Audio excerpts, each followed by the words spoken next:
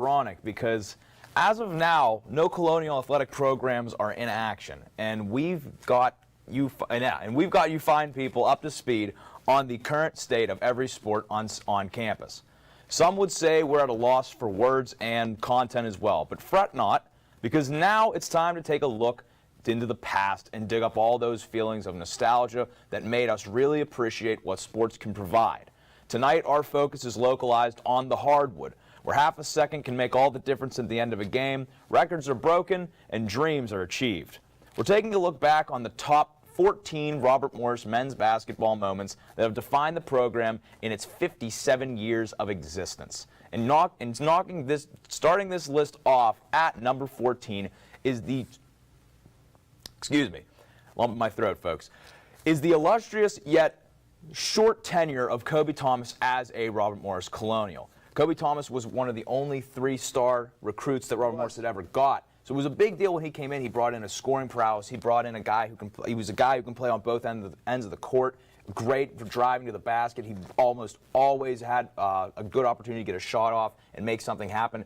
He was the catalyst for the Colonials for the 2 years he was here. He really was, and it was something that RMU hadn't seen in a long time, just a way that he could captivate the game as well as he could, a way he could take control.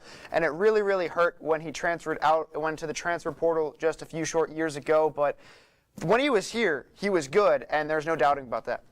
No, and again, you're looking at a guy who has 540 career points in 53 games and averaging around 10 points a game. It was a big loss when they did lose him, but having him here was an electric thing for that Colonial squad. Yeah, and he was a three-star recruit, but not a big loss, actually a big win. We'll take a look at 1983, all the way back to then. We're going to take a look at their NCAA tournament game against Georgia Southern RMU. This was a pretty interesting game. We'll take a look at that. Started off with a steal by Forrest Grant. He's going to come down and take a Showtime dunk in there. RMU was on fire. Grant again gets inside, gets a layup, and he's going to put it in. RMU celebrating all night long. Take a look here. It's outside. It's Grant who passes to Roy Dudley. Dudley's going to turn around and shoot and get one in. He fist pumps. There was going to be a lot of celebrating in this game. Chipper Harris, actually, whose number is retired by the Colonials, is going to nail a deep shot and get that one in there. Colonials on fire in this game. It's going to be outside, and Harris gets inside the paint for a layup. Another one, and then this one, and a flamboyant dunk by Dudley over top of Denver Bird of Georgia Southern. What a game this was. Take a look at it. RMU would win 64-54 in Dayton. What a game this was for the Colonials. Coming in at number 12 is the inauguration of Andy Toole as head coach of the Robert Morris Colonials. He was transitioned from associate head coach to head coach in May of 2010.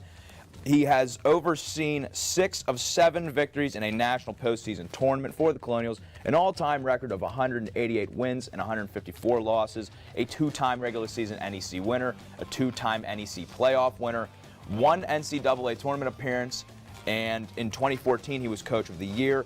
Toole also appeared in 5 NEC championship games with 2 automatic bids to the NCAA tournament in 2015 and most recently in 2020. Well, that one NCAA tournament was actually, another one was canceled last season. They were primed to make a run in that tournament, but we're going to take a look at a time where they were actually in the first 4. Back in 2007, they faced off against North Florida in a pretty good game. Not a very overlooked game, in my opinion. You take a look here right away. Rodney Pryor's going to get in for a layup here against North Florida. He had 20 points in that game. He's embraced there, and then it's going to get inside. Marquise Reed, who gets blocked by DeMarcus Daniels. Oh, what a block this was. Gets over top of him and swats that one out of bounds. And then it's going to move on to more Reed layups, who had 19 points in the game. Marquise Reed not getting blocked in this one. Here's another one by Reed, who's going to get inside, put one on top. Great game for Marquise Reed. They're going to move on here. Rodney Pryor, who's going to hit a deep 3, nails it. RMU coming back in this one. 16-2 run here. It's going to go around. It's Rodney Pryor again who gets the outside shot. RMU, by the way, overcame a double-digit lead. 52 second-half points. Take a look at another shot outside from Pryor. And then Marquise Reed's going to get one last layup in here. He's going to take a nice move, go inside, and gets it there. It's inside, and RMU wins 81-77 in a pretty good game. No, it is a pretty good game, and so far, just with the 4 we've gotten out of the way, great Colonial moments. There's so much more in store because we've got the top 10 Colonial moments in men's basketball when we come back. Roll over. Chant high five. All right. When you adopt a shelter pet, you discover all the things that make them unique. And your mother and...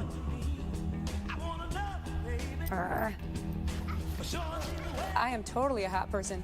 Right, guys? Thanks for being honest. They're a little bit of a lot of things, but they're all pure love. Adopt pure love at theshelterpetproject.org. Multiple studies have shown that marijuana can slow both driver reaction and response time, which can be really dangerous. He's here. He's here. Wait. What? I can't drive. Why? My. Oh.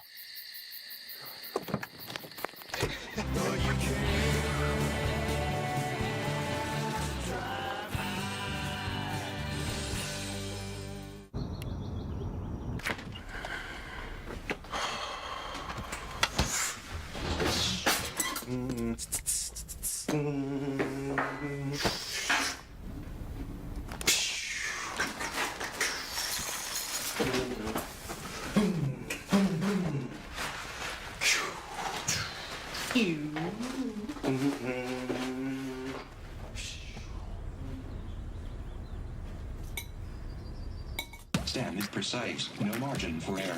Dare to forget that. Dare to have fun with it. Get weird with it. Dare to send those old STEM theories flying the neighbor's house into outer space. Dare to program something internet-breaking, record-breaking. Dare to blow their minds. Dare to learn the difference between sedimentary and metamorphic rock. Go find those rocks. Dare to keep daring. Dare to STEM. Check out She Can STEM to get started. Welcome back to Colonial Sports Center, and we are about to get into the top 10 moments in Robert Morris men's basketball history. And coming in at number 10 is Josh Williams tying. Rebound, Tracy trying to get it back to Josh. There's Coleman with the ball, launches. Josh, step aside, jumper. Oh! He had with inside of 1 second to go. 7/10 of a second left in the ball game, and Josh Williams hits his 15th three-pointer of this game. Mount Aloysius inbounds the ball. They take a shot. It's no good. It wouldn't have mattered anyway. Robert And you just saw it there, folks. Josh Williams tying the NCAA. Ties the NCAA record with 15 threes in one ball game. All right, that's right. You just saw it, folks. Josh Williams tying the NCAA record for three-pointers in a game. He was 7 for 12 in the first half, 8 for 13 in the second, with 15 triples in that game, tying the record established in 1996. He had 51 points overall in that game in his first home game as a Colonial. A great way to make a first impression and a great impression on this list. Now, there was a lot of points by Josh Williams in that game, but a guy who put up a lot of points in his career here was Matty McConnell. And we're going to take a look at his 1,000th career point. That is going to come in at number 9. McConnell at the free throw line, shoots it, it rolls around, it falls in good, and Matty McConnell has just become the 25th player in Robert Morris basketball history to join the 1,000-point club. Yeah, that's a great moment. What a nice show of sportsmanship, too, by Jamal King as he shakes hands with Matt. Gives him a hug, Matty McConnell. They battled for 4 years, those two guys, two of the better guards in the league. Well, yeah, and you heard Chris Shovlin on the call there. He told you all you need to know. 1,000 career points. But take a look at Matty McConnell's career here. While he wasn't the best player out on the court, he shined in the clutch moments. But take a look at his career. He's played 129 games here. He averaged 9 points a game and shot about 35% from the field. So, like we said, not the best player, but he shined in the clutch moments. And 1,000 points is nothing to sneeze at, becoming the 25th player in RMU history to do that. Well, coming in at number 8 is the team that set the record for most wins in a season, the 2007-2008 Robert Morris Colonials, who went 26-8. They had a conference record of 16-2. They ended the regular season with a 13-game win streak, but when it came down to the NEC tournament, they lost in the semifinals to Mount St. Mary's, but they were invited to the NIT tournament, but also lost to Syracuse in that. Nonetheless, a great season, a historic season. Also one of the first teams to have Andy Toole on as an assistant coach, and that's really where you started to see him grow as a core part of this Colonials team. and a core part of what some say the golden age of Rob Morris basketball started.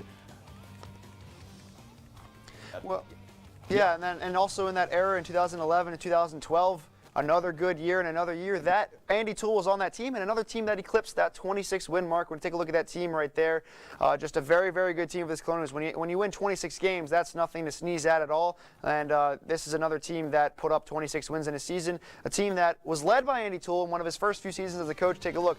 Velton Jones averaging 16 points. You got Coron Williams as well as 10.8 as a nice B-team character right there. 26-11, 13-5 in conference, 68.4 points per game. Just an all-around across the board great season for this team. And Lucky Jones, who actually was in the clip in the North Florida game, actually averaged 8.5 points. He was on that team too, so a very good season all around for that team.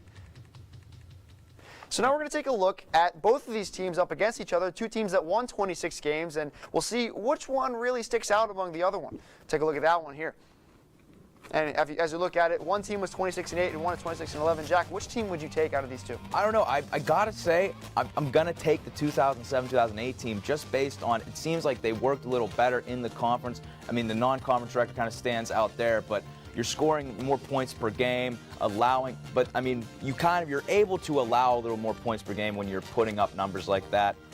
Who are you taking in this, though? You know, I think I also have to go with 2007-08. While 2011-12 played more games, they also had more of an opportunity to break that wins record, and they did not do it. But in 2007-08, 75 points a game they averaged. What a year that was. And like you said, first couple of years as Andy Toole as assistant coach, which transitioned into a head coaching role where he is now signed an extension over the summer. He will be here until the mid to late 2020s. So very good year for both sides, though.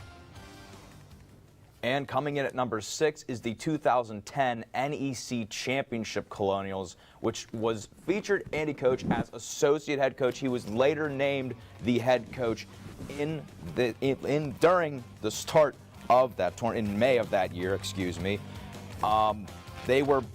They beat Quinnipiac by a score, a very close game in that. This team was led by Karan Abram and Rob Robinson, combining for 809 points that year. They had a 15-3 conference record, and then it was the 7th of currently 9 NEC tournament championships, excuse me. And again, one of the greater seasons of the Colonials, again, where they show their supremacy over their in-conference play, but also how they're able to dip their feet and get their feet wet in the national stage. And another great example of Colonial greatness.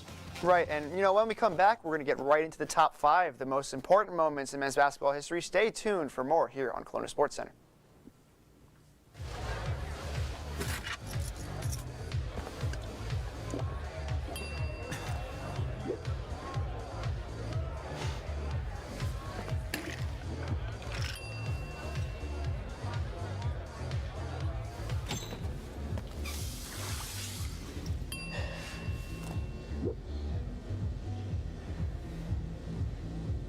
If you need to do something to feel okay to drive, you're not okay to drive. Don't drive buzzed. Maybe you can make retirement happen. After all, you made her college years happen. Opening that education savings account when she was little. Spearheading a campus tour. And another, and another, and another, and another. Bam! Deciphering financial aid. She was like, what? But now she's like, you aced planning for college. Now get the tips you need to get on track at aceyourretirement.org. Jason, let's go see your room.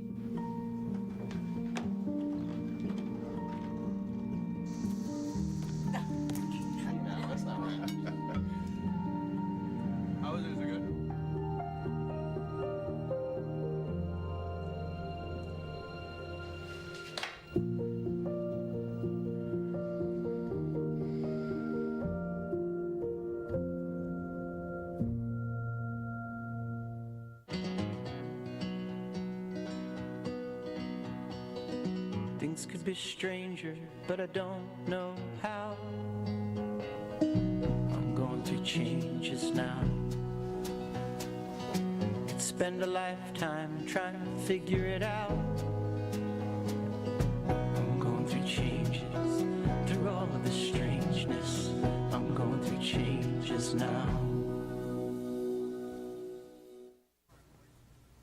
Welcome back to Colonial Sports Center, and it is time for the top 5 moments in RMU men's basketball history. And coming in at number 5 is the only Robert Morris alumni to go pro and play in the NBA, and that would be Earl Curitan. That is right. Earl Curitan, also known as Earl the Twirl. Take a look at his statistics in college. While he missed 1 year due to the transfer rules, he was able to play 1 year at RMU and just blew the competition out of the water. In 26 games, averaged 17.2 points, as well as shot about 47% from the field, and then he went over to Detroit Mercy, where he made a name for himself. No, he did. Again, his NBA career is lengthy, to say the least. He played for 7 different teams, and you mentioned him playing for Detroit Mercy, where he had his most beneficial season, his most profitable season, to having 687 points in 1985-86.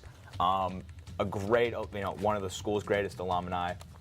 Yeah, one of the school's great alumni, and he actually played in the NBA, and he won 2 championships, which is a better resume than most get to say in the NBA, as well as he played with Hakeem Olajuwon and a couple of other guys. As you saw, he played with the Charlotte Hornets on that graphic. So just a great, great career for him, and he was able to be the only player. He still holds that honor, the only player at Robert Morris to make it to the NBA. No, he is. And coming in at number 4 is RMU's inaugural game at the UPMC Events Center, where they faced off against the Pitt Panthers. And you see here fans filling in to the stadium. A great game, great atmosphere, a sellout atmosphere. The Colonials were there. Juju Smith-Schuster, a local legend in the Pittsburgh Steelers, was there. And the Colonials were able to take a lead early in this game against the odds, but then the talent of the Pitt Panthers started to show towards the end of the first half. It was fun while it lasted, some would say. Yeah, it was. And I mean, they were probably feeding off of that atmosphere of the electricity in the UPMC Event Center. By the way, selling out a locale in your first 2 seasons, or in your first season of it twice, that's pretty good. And as you see here, ACC talent is pretty good. Pittsburgh was able to take just a huge commanding lead on this team. So, but it was a good game altogether and a good opening to the arena. No, yeah, and again, seeing the turnout for your first game in your brand new stadium, always great to know that the student body is there, they support the team, and they had other chances to support the team later on, and again, you see how the talent gap kind of shows itself. It does, and obviously Pittsburgh plays against some teams like Virginia, Duke, and UNC, so they're obviously going to be the better team in this one. But RMU was able to put up a fight for a little bit, and they can't sneeze at that at all. Just a very, very good game. But it was their first road win, actually, since February 8, 2017 for Pittsburgh. And some would say it kick-started a new era or new atmosphere of thinking style. It did, yeah. Pittsburgh basketball. And we're going to move to number 3, which is a game that Jack and I both are at, and that is the 2019 NEC Championship game. And you'll talk to any player on this RMU team that played last year, and they're going to say that's their favorite moment in RMU history, Jack. I'd have to say, as long as I've been here, it's my favorite moment as well. Being there, witnessing the atmosphere. Again, another game where so many people came out to support this team. They had such a good feeling coming off a good season. There was still some questions whether they were going to be able to punch their ticket, but I mean, you look at the games that Dante Tracy had, AJ Brahma, Josh Williams. These guys really came out, shined under the big lights, and to see that in person, and especially after the fact, storming the court, it's something that not many people really get to experience. And having it be so local and close is great, and that's why it's on this list. That's right. We actually sat next to each other at that game, Jack, and it was a great game to watch by all means. Storming the court, sort of the last sporting event before COVID hit, but like you said, what a way to end the year. Granted, they didn't get to make their trip to the NCAA tournament, but it also put Dante Tracy on the map as sort of a player that can shine on this team. No. And you can't have a list of RMU basketball great moments without mentioning the NIT game against Kentucky. What a game this was, Jack. I mean, this is a game that maybe if Kentucky had some more time on the clock, they could have won, but RMU just from the get-go just absolutely took control of this game. Kentucky had nothing. They were the number 1 seed, and actually the NCAA tournament was being played at their arena, which is why they couldn't play there and why this game took place at the Sewell Center. And what a game this was, Jack. No, it was, and you saw a lot of people overlook the storyline of John Calipari being from the Moon area, and not the best homecoming, I would say, for John Calipari. I'm guessing his team assumed to come in, kind of dominate a little bit, and bully the littler school. But the Colonials were with them the entire way, able to maintain a lead. Some say that if Kentucky didn't have the injuries they had, it'd be a different story. But the history books have already been written on this one, Tyler. That's right. It was, and I mean, you can't go back to this game and not mention. I mean, when someone thinks of Robert Morris basketball, they're probably going to think of the Kentucky game, the game that they won, and it was just an incredible game. Obviously, none of us were there, but it was a great atmosphere in the Sewell Center, one of the last couple of years at the Chuck. So it was a good game, and you can see here they iced the game with a couple of these free throws. It was a bit of a questionable decision why Coach Cal did not take a timeout, one of his timeouts that he had left in this game. But as you can see here, they struggled to get the ball to the hoop at the last minute, threw up a desperation shot at the buzzer, and it did not go in. And Robert Morris shocked the world by beating the #1 seed in the NIT. That they did, and it's always great to see these smaller schools kind of triumph in those scenarios. Right. And then we've boiled down to our last moment on the list. Coming in at #1 in Robert Morris men's basketball great moments is the NCAA game against Villanova, where they fell in overtime by a score of 73-70. Bittersweet. Very bittersweet, but they held with this team, the #2 team in Villanova, a basketball powerhouse as they have been for the last couple of years. But, I mean, it was not a bad game at all. They actually had a player that scored more points than anybody on Villanova did in Karan Abram. Like you said, he was actually in that, he was the leading scorer in that NEC championship game back earlier that we talked about, but it was just a tough overtime. RMU was not able to quell the rush like they were able to in the first half as Villanova put up 14 more points in the second half than the first half. And of course, but they held them below 40% shooting the entire game, which was an incredible game, an incredible atmosphere, and what do they do it on the biggest stage of all?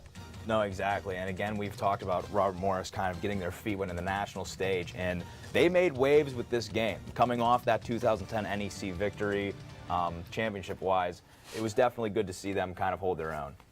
But we've had so many great moments. We've gone over such a tremendous list, and the only way I can think we can wrap this up is if we take it to hot takes coming up after this. Don't go anywhere. Roll over. Chance high five. All right. When you adopt a shelter pet, you discover all the things that make them unique. And your mother and...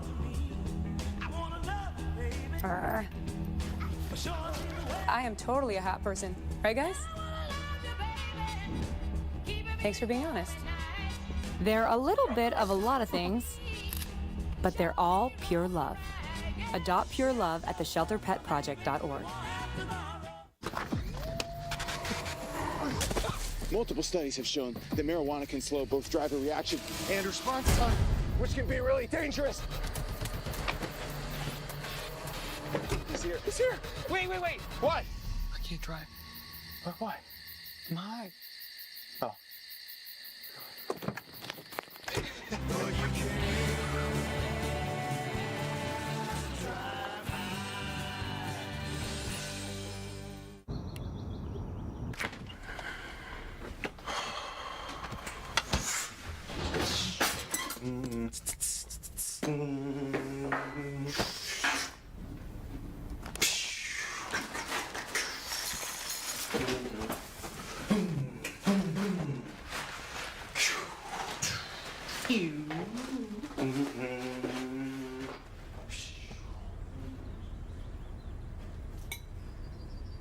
Stand is precise, no margin for error. Dare to forget that. Dare to have fun with it. Get weird with it. Dare to send those old STEM theories flying past the neighbor's house into outer space. Dare to program something internet-breaking, record-breaking. Dare to blow their minds. Dare to learn the difference between sedimentary and metamorphic rock. Go find those rocks. Dare to keep daring. Dare to STEM. Check out She Can STEM to get started. Welcome back to Colonial Sports Center, and welcome back to Hot Takes. As always, I'm Jack O'Brien, joined by, I'm going to go in a different order this time. I'm going to go Nick Hederick and Luke Yost. You're at the bottom of the list this week, bud. Right where he belongs. Wow. We're going to switch up the order, too. Right where he belongs. We're going to start off with Nick. Nick, give us your hot take. Well, thank you very much for letting me go first. It's an honor and a privilege from someone of your stature and respect levels to allow me to go first. My hot take is that the Pitt game should not be as high as it is on this list that we just saw you and Tyler present. Ooh, interesting. Yost? My hot take is that the top 2 should definitely flip. Villanova second, Kentucky number 1. All right. Now, my hot take is that the Northern Florida, excuse me. I do know my states. Northern Florida game should be higher on this list. So let's take it back to Nick. Nick, you're saying the Pitt game isn't as important as we say. In terms of importance, maybe. But they lost the game. It wasn't close after the first 10 minutes or so.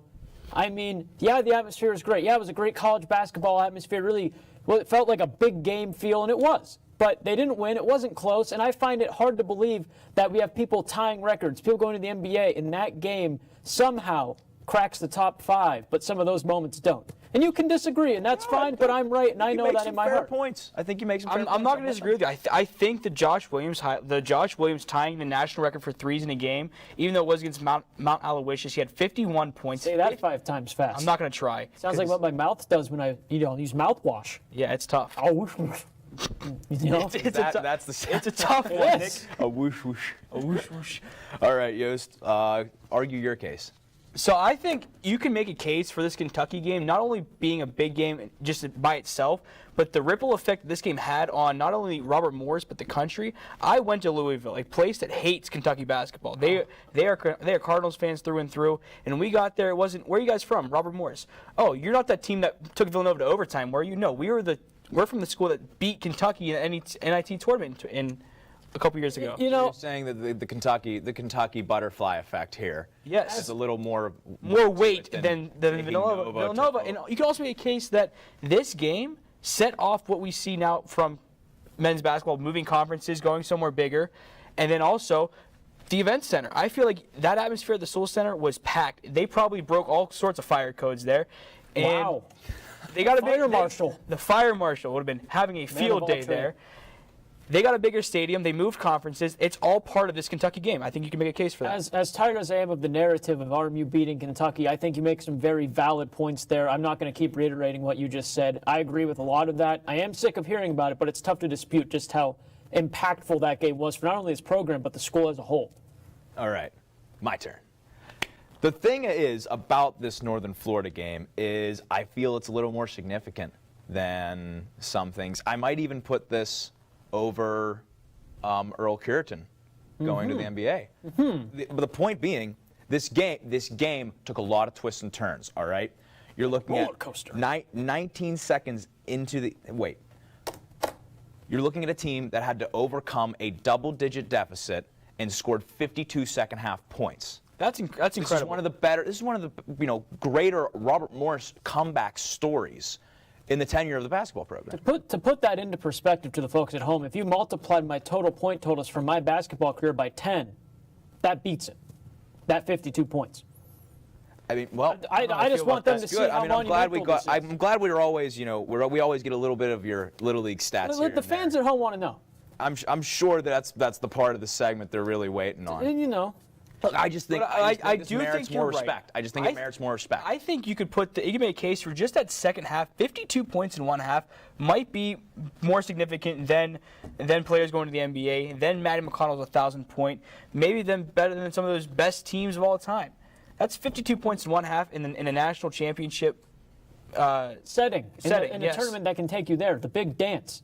Not the last dance, the big dance. Happens there. I mean, when Josh Williams had his record performance, he had what? I think it was 51 points.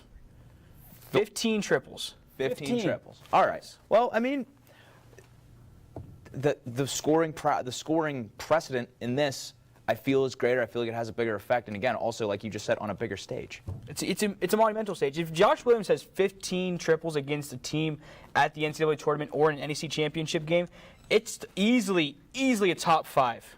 That's probably the best performance of all time from an RMU player in one game. And how is it not? I don't understand how it's not in the top 5. I think that's where I'd like to take that conversation. It's wild. That alone should be higher. So thank you, gentlemen, again for coming on, having fun. We always do. And next week, we're going to be going over men's hockey's greatest moments. It's going to be a show you don't want to miss. As always, I'm Jack O'Brien, Tyler Gallo, Nick Hederick, Luke Yost. We will see you next week, folks.